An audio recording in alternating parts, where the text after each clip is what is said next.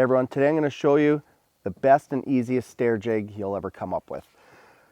Essentially all it is, in this case it's actually hardwood. It's a soft hardwood, it's like spruce, but it's just 2 strips of spruce. This is dimensional lumber. I prefer plywood in some cases. As long as they don't warp or twist, as long as they stay parallel, it's fine if you use dimensional lumber. We have 28 inches long.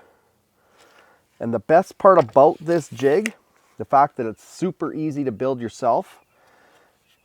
As you can see, I have a screw here and a screw here. I'll show you that in a sec. I'll take it apart. I have it set for my stair risers right now. Is the fact that when I'm laying out a set of stairs, this is basically versus a set of stair gauges. Stair gauges just are 2 pieces of metal that clamp onto your square. Well, if you're trying to save material, like I am here, my stair gauge would run off and this would teeter-totter. But because of the sweet jig that we have here, I can mark, this would be my level cut, because this is always my rise and my run, so my run is always a level cut. I can mark a level cut way off the end. And then I can just go rise, run, rise, run, rise, run. And when I get to this end, I can mark my last riser right off the end of the board. And it's just so awesome. You can build it in 2 seconds. The screws hold it friction-wise, and you can pretty much use any material around. So I'll dissect it here really quick.